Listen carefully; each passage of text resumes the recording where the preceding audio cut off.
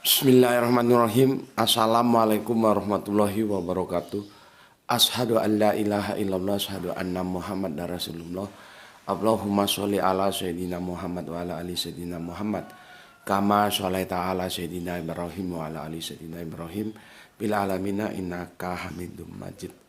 Sebelum kita lanjutkan, mampir ngombe di Jum'ah pagi ini yang dingin. Ini dari tadi malam sampai sekarang ini masih hujan ya. Dan aku juga fisik ternyata tumbang juga, tapi semoga tidak berpengaruh ya, masih bisa diatasi. Ini suaranya sudah mulai berubah. Kalau nggak ketahan sampai bersin-bersin.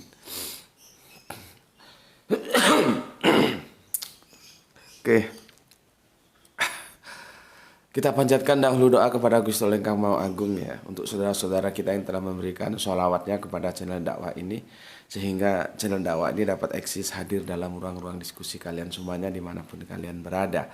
Dengan sebuah harapan tentunya semoga sholawat itu menjadi catatan langit amal soleh bagi mereka dan keluarganya kelak. Dan insya Allah akan mendapatkan balasan terbaik dari Gusti Allah Engkang Maha Agung. Berikutnya untuk seluruh pewer terkasihku dimanapun kalian berada ya, baik di mancanegara maupun di dalam negeri, terima kasih matur nuwun atas segala apresiasinya. Semoga selalu always dan always selalu, tidak pernah never, dan tetap bertumbuh menjadi yang anti skip dan anti download. Dan bagi mereka yang berkenan silahkan saja di share, tapi ya link-linknya, jadi linknya ya, bukan di download terus diedit terus di reupload, bukan begitu ya, tidak boleh begitu ya. Kalau linknya silahkan sebanyak-banyaknya. Dan untuk yang misalkan merasa perlu mengambil data dari video-video kajian di link ini ya, silahkan konfirmasi dulu ya, via WA bisa, nanti aku pertimbangkan kalau memang itu perlu, monggo ya. Tentunya harus konfirmasi dulu ke aku, nanti kalau memang oke ya oke lah, aku izinkan gitu.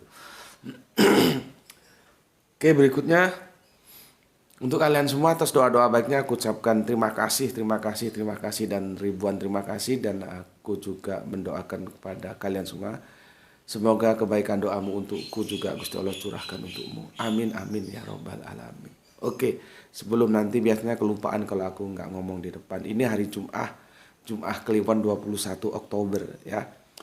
Aku ingatkan ya, penuhi masjid-masjid di sekitar tempat tinggalmu dengan kehadiranmu sholat Jum'ah berjamaah. Bagi yang sudah paham silahkan dikerjakan karena sama-sama diperintahkan dan tidak ada rukso di antara keduanya. Ketika masuk Jum'ah ya silahkan dikerjakan Jum'ah, ketika masuk duhur silahkan dikerjakan duhur ya. Jadi hitungannya waktu mana dulu terserah kamu. Mau Jumatan dulu boleh, mau duhuran dulu boleh, tidak ada yang harus ini itu dulu, tidak ada. Yang jelas Al-Quran menjelaskan sholat adalah ibadah yang telah ditentukan waktunya. Jadi kalau waktunya masuk, laksanakan. Oh sekarang masuk waktu Jum'ah, ya sudah laksanakan. Masuk waktu duhur, ya sudah laksanakan. Enggak ini dulu itu dulu, enggak ada. Ya. Jadi ke sholat Jum'ah kapan dilaksanakan? Ya di yaumul Jum'ah, waktunya berapa? 12 jam. Duhur kapan? Ya di waktu duhur, waktunya berapa? 3,5 jam gitu.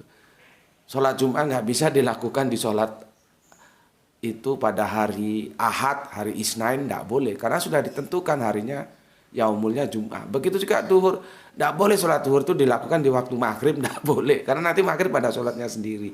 Ya, oke begitu. Tapi yang belum paham, ya sudahlah. Sampai belajar atau lakukan saja apa yang sudah kamu pahami. Atau kalau mau belajar lagi, ya monggo silahkan. Oke. Diusir dulu dinginnya ya. Ini logika tanpa logistik secerdas apapun tidak jalan. Jadi logika tanpa logistik macet ini. Bismillahirrahmanirrahim.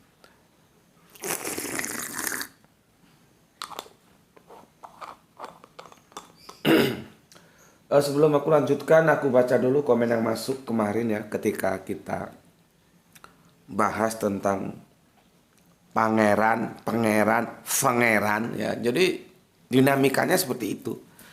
Ya aku hanya menjelaskan positioningku seperti itu. Kalian punya positioning lain, monggo silahkan, tidak ada masalah ya, tidak ada masalah. Pilih-pilih saja mana yang kamu nyaman. Oke, komen masuk pertama kali dari soleha kita yang mu'alaf, semoga teguh dalam kemu'alafannya sehingga menutup mata nanti tetap eksis dalam Islam, yaitu soleha kita Loisa Adriana. Assalamualaikum, waalaikumsalam, hadir terima. Oke, matur nuwun, terima kasih, salam untuk keluarga. Berikutnya soleha kita Gispati yang ada di Palu hadir. Semoga kita semua selalu dalam ridho Allah. Amin, amin ya robbal alamin.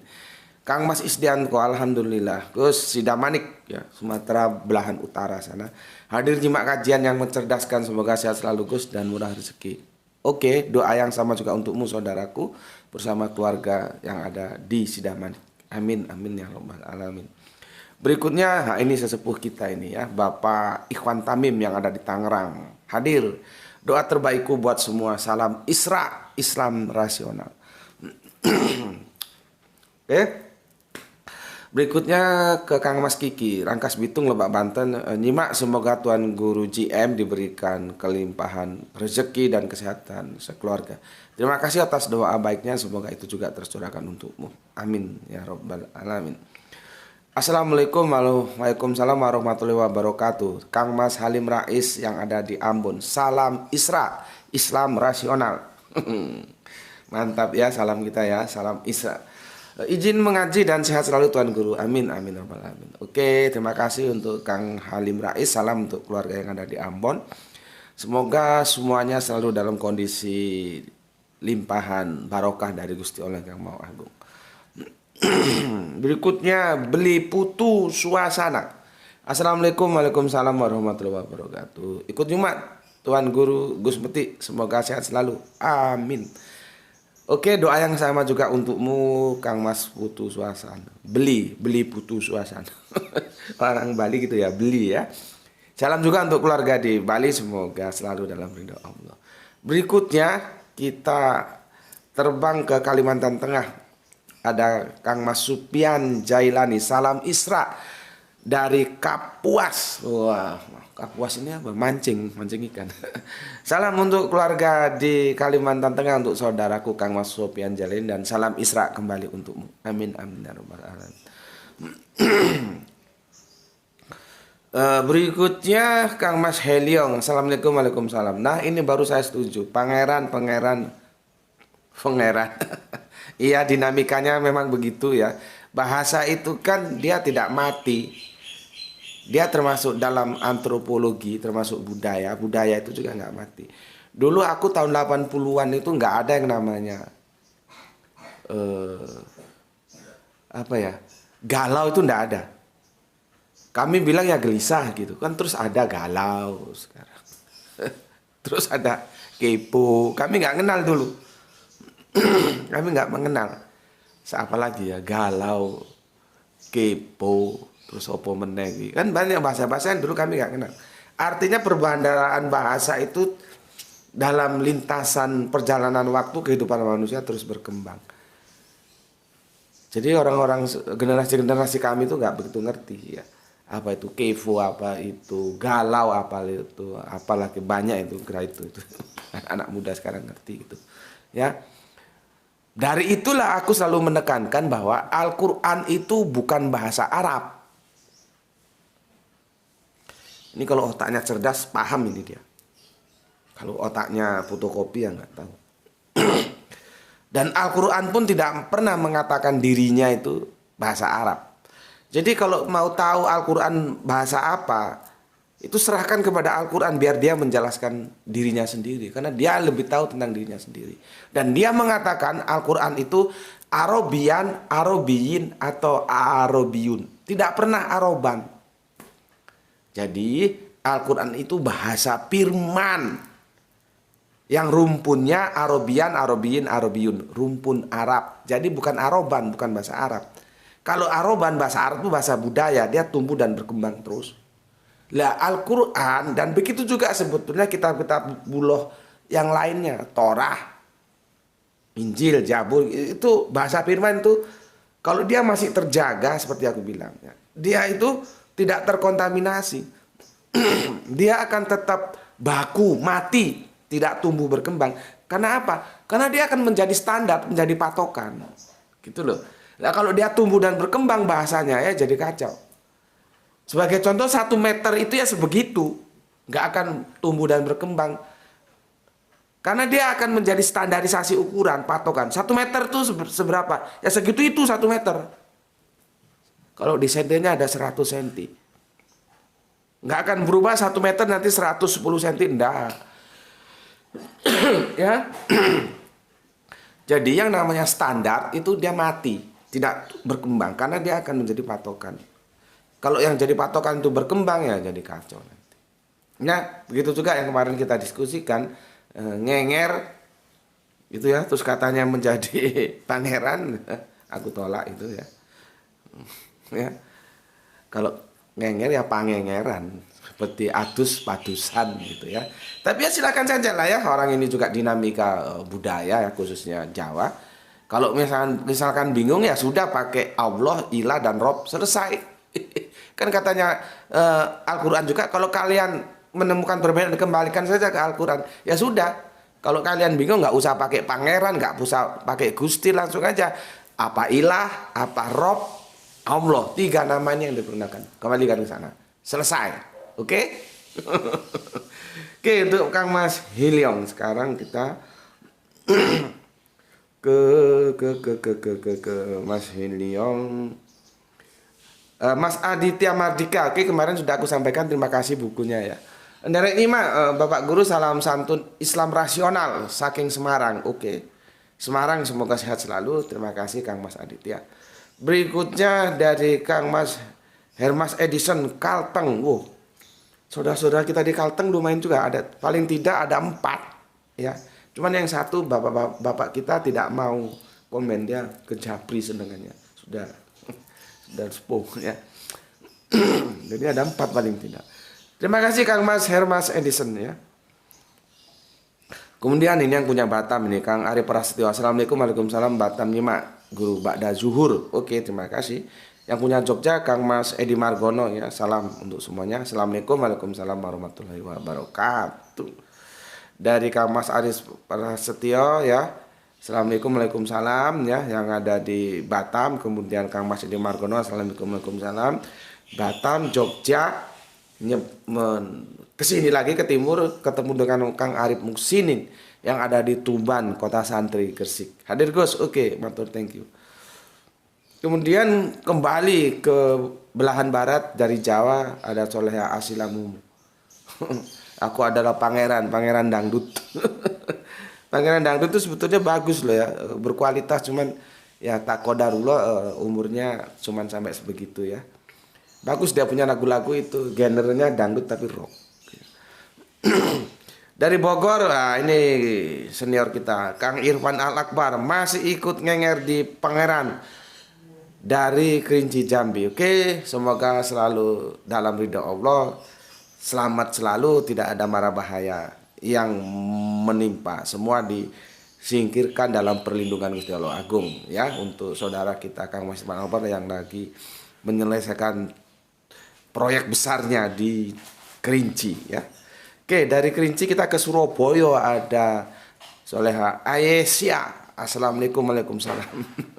Ini orangnya cool, kalem, confident ini. Ini senior kita ini, Mbak Ayesia ini. Berikutnya Kang Hari Sunanda, terima kasih jempolnya. Pudi 99, oke, matur nuwun. The Fish pertama Kang Rizal Wahyu. Matur nuwun. Oke. Sekarang kita ke tajuk kajian kita. Sesuatu yang sangat mengerikan terhadap pertumbuhan akidah kita dan keluarga, karena ini perkawinan ya. Bismillahirrahmanirrahim. Ini lumayan sudah terang. Semoga nggak hujan lagi. Aku dapat Aku dapat info dari teman WA ya, karena dia tahu biasanya gawenya gini, ini gawenya Arimatea. Nih. Ya. Kabupaten Malang. 9 bulan 51 pasangan cerai karena murtad. Coba. Nih.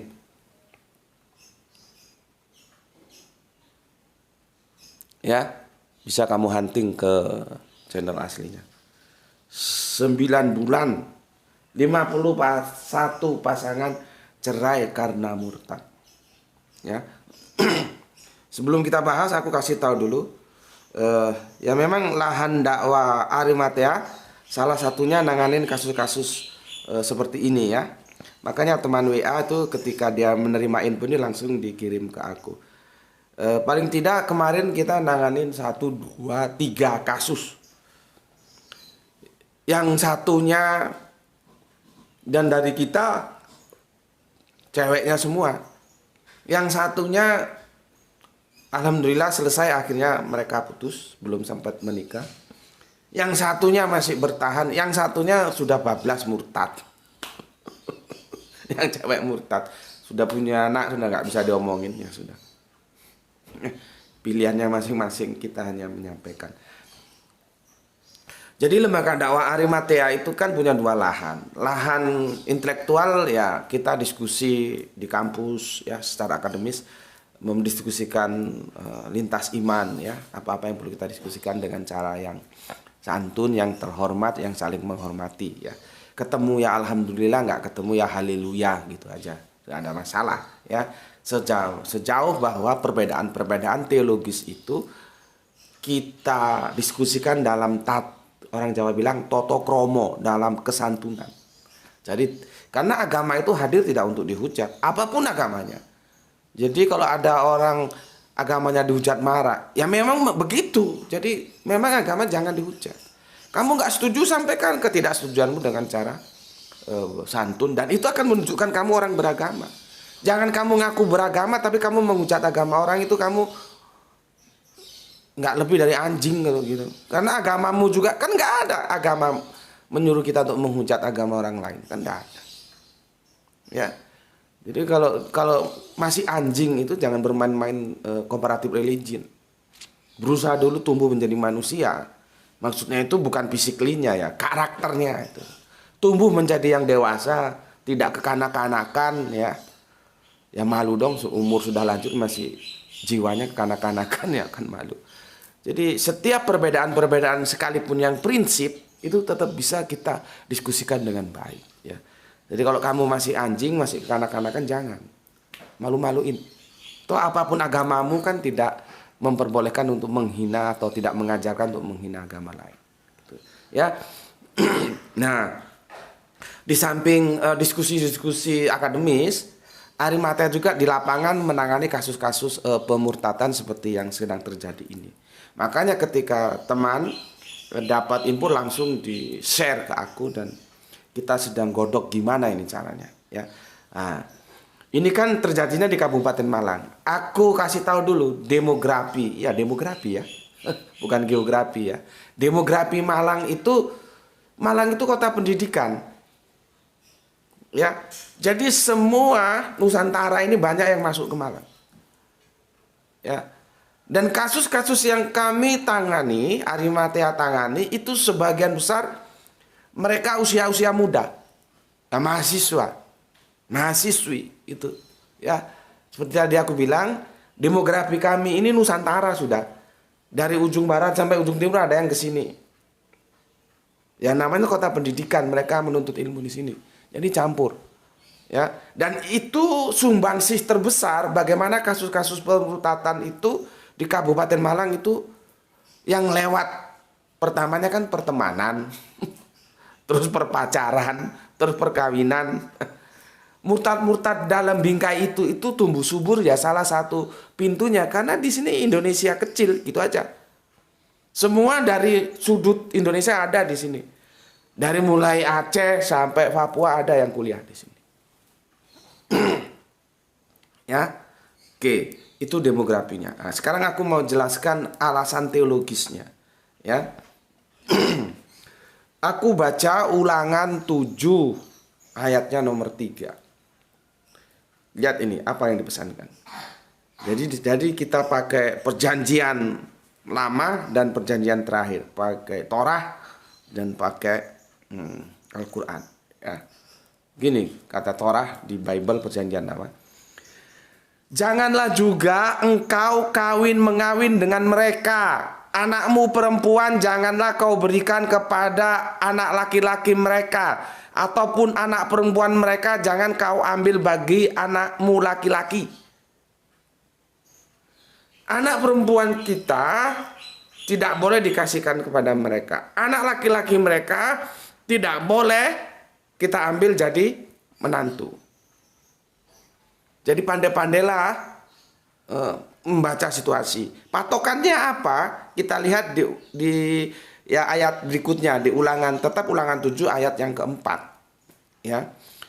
Sebab mereka akan membawa anakmu laki-laki menyimpang daripadaku. Yahweh. YHWH. Alif lam lam ha. Itu maksudnya. Ku-nya itu, domir ku-nya itu nisbahnya ke YHWH. Alif lam lam ha. Ya. Jadi menyimpang daripadaku. Sehingga mereka beribadah kepada Allah lain. Maka murka Tuhan akan bangkit terhadap kamu dan ia akan memunahkan engkau dengan segera. Jadi sejak zaman perjanjian lama itu sudah tidak boleh kawin campur. Harus satu iman. Harus satu kepercayaan akan Allah yang benar. Karena kalau tidak nanti akan anak dan keturunan kita akan dibawa untuk menyembah kepada yang lain.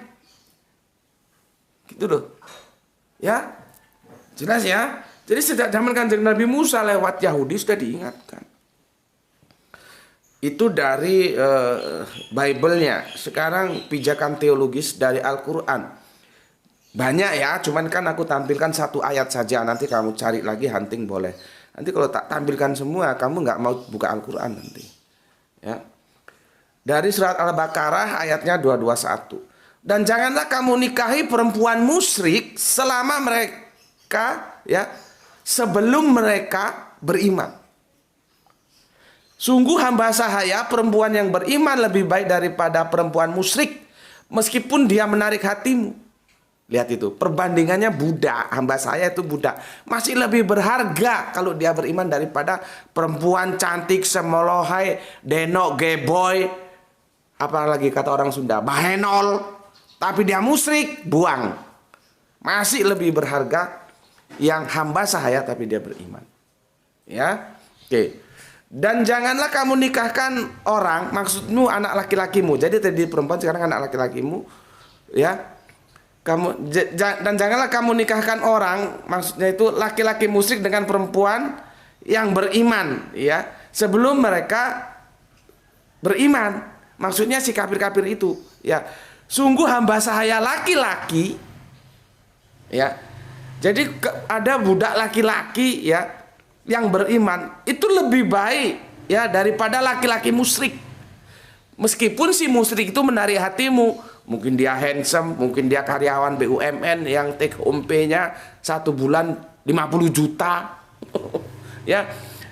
Mereka mengajak ke neraka, sedangkan Allah mengajak ke surga dan ampunan dengan izinnya, ya. Allah menerangkan ayat-ayatnya kepada manusia agar mereka mengambil pelajaran.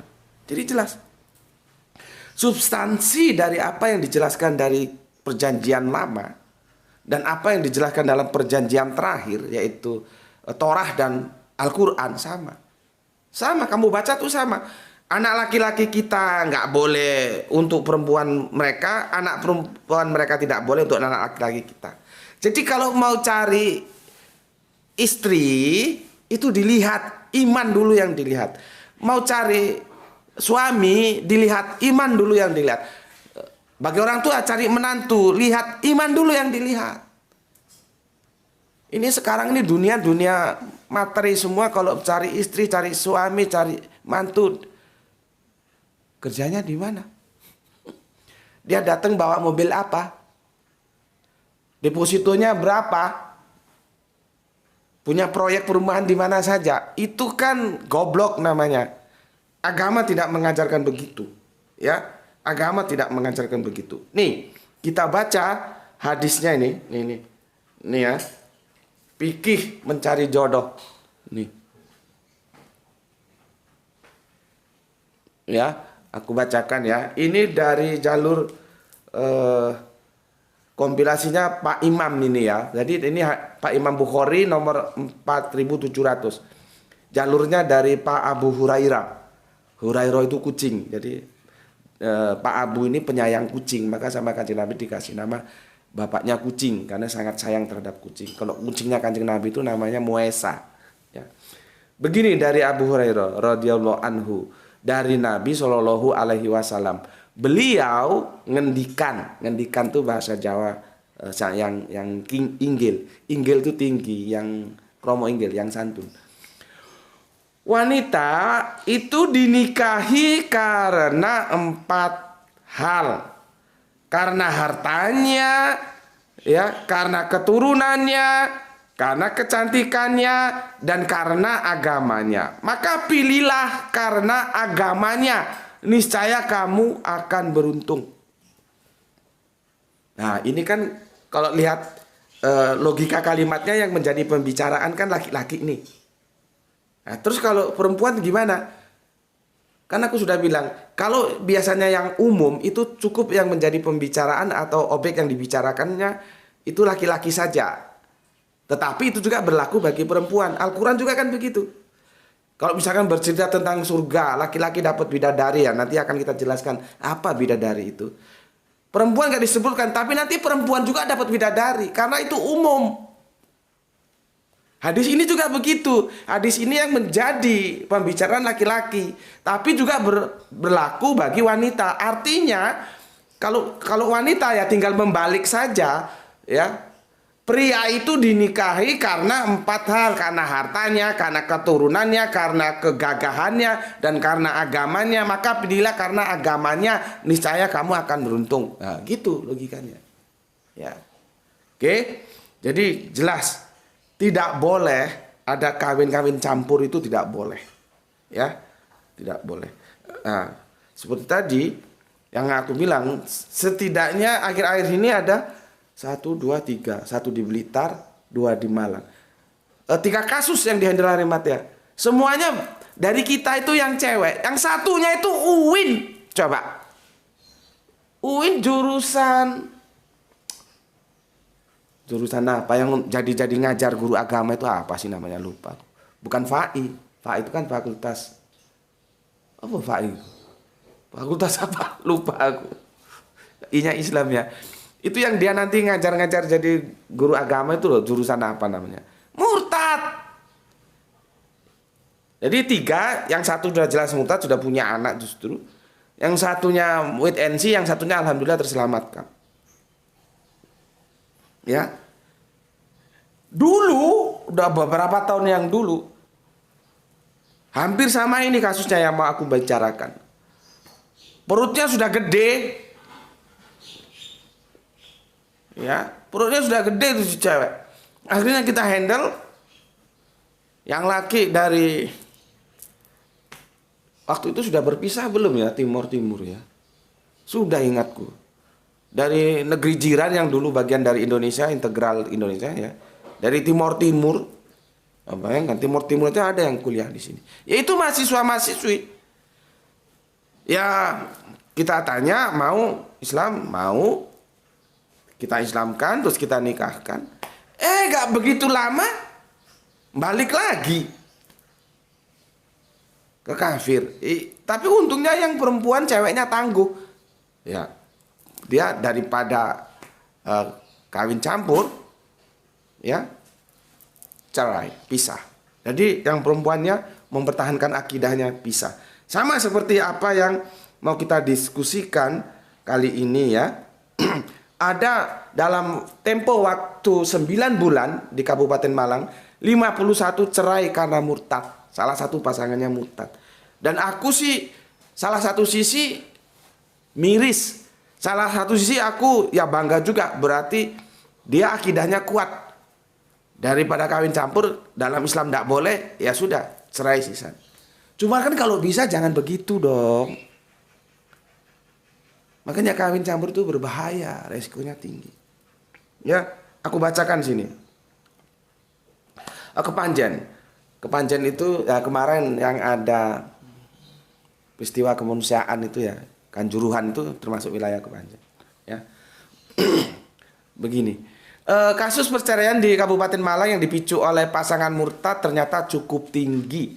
Dari 176 pasangan suami istri ya yang resmi berpisah, dari 5.176 pasangan suami, banyak banget ya. Yang berpisah dalam 9 bulan terakhir sebanyak 51 diantaranya karena faktor agama. Coba kita lanjutkan ya. Jika di rata-rata setiap bulan antara 5 sampai 6 pasangan yang bercerai karena pasangannya keluar dari Islam dan pindah ke agama lain. Coba itu. Rata-rata tiap bulan tuh 5 sampai 6 pasangan. Ya karena demografinya seperti yang aku bilang tadi. Ya. 5 sampai 6 pasangan ya. Jumlah tersebut terbilang meningkat jika dibanding tahun lalu. Sekarang meningkat karena sepanjang tahun 2021 ada 24 pasutri yang bercerai karena alasan murtad. Tuh, coba ya. Kemudian Humas Pengadilan Agama PA ya Kabupaten Malang M. Khoirul mengatakan peningkatan kasus perceraian karena murtad terjadi di bulan Januari. Jumlahnya mencapai 12 kasus, selanjutnya disusul bulan Maret sebanyak 8 kasus. Untuk bulan Juni dan Juli masing-masing ada 6 pasangan yang mengajukan cerai karena murtad. Ya. Khoirul menambahkan untuk bulan Mei, pasutri yang bercerai karena salah satunya murtad sebanyak 2 kasus. Sementara di bulan Agustus ada 3 kasus. Ya, saat disinggung alasan salah satu pasangan pindah agama, Khoirul menyebut kebanyakan karena sebelum menikah mereka memang kafir. Di sini ditulis non muslim. Aku bilang kafir. Gak apa-apa dong, kafir itu bukan mengejek kok. Bukan menghina, bukan menyudutkan. Kafir itu identitas gitu loh ya. Jadi memang asalnya kafir. Mau menikah, masuk Islam, sudah punya anak, di tengah jalan murtad, kafir lagi, comeback. Ya. Khoirul melanjutkan untuk faktor perceraian tak selalu berdiri sendiri ya. Biasanya ada sejumlah penyebab yang melatar belakangi pasutri bercerai seperti yang aku bilang tadi ya. Jadi tidak hanya soal keyakinan agama saja, banyak faktor yang perceraian itu ya. Ada yang masalah ekonomi yang berkepanjangan ya, ada pihak ketiga atau perselingkuhan ya, macam-macam lah ya. Tapi yang sedang kita bicarakan tadi ini ada yang karena murtad ya. Itu beritanya. Terus gimana? Ini pemikiran kita bersama ini. Banyak faktor-faktor perceraian itu menjadi triggernya ya. Ekonomi ya, selingkuh ya, banyak lah. Tapi yang kita bicarakan saat ini di Mampir Ngombe Pagi ini, yang triggernya murtad. Dan ternyata mereka yang murtad itu memang awalnya mereka kafir. Mau menikah masuk Islam, setelah jalan pernikahan biasanya sudah punya anak, kembali lagi ke kafir. Jadi murtad dia. Nah, yang 51 itu ya seperti aku bilang tadi, salah satu sisi aku miris, salah satu sisi aku bangga. Mereka mempertahankan akidahnya, lebih baik pisah daripada punya pasangan kafir gitu. Ya. Jadi dari sini semua ini pemikiran kita bersama. Ayo kita pikirkan bareng. Tulis pendapatmu di kolom komentar. Solusinya gimana?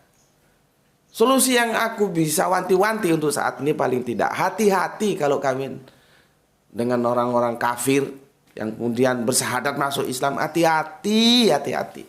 Karena ini bukan, Arimatea itu sudah menghandle ini sejak berapa puluh tahun yang lalu. Ada 10 tahun yang lalu bahkan lebih. Gejalanya seperti ini, makanya hati-hati ya. Maka dari itu tetaplah berpegang kepada hadis Kanjeng Nabi. Agamanya dulu lihat, mau cari suami, cari istri, cari mantu. Ya, aku kira pesan itu yang bisa aku sampaikan kepada kalian semua, aku share. Dan solusi apa yang harus kita ambil, tolong sampaikan pendapatmu di kolom komentar. Ya, semoga ini tidak menimpa kita dan keluarga kita, atau kasus ini bisa kita stop, nggak ada lagi yang seperti ini gitu ya. Oke, pesan aku, jaga Allah, jaga Kanjeng Nabi, jaga Al-Quran, jaga Islam dalam bingkai imanmu, tetapi tetap menghormati saudara kita yang memilih jalan lain. Oke, kamu mendoakan aku mendoakan engkau, kita saling mendoakan, semoga kita semua dalam limpahan rezeki yang barokah dan kesehatan yang prima, sehingga bisa melanjutkan kajian kita sebagaimana waktu-waktu yang lalu. Bismillahirrahmanirrahim. Alhamdulillahirabbil alamin.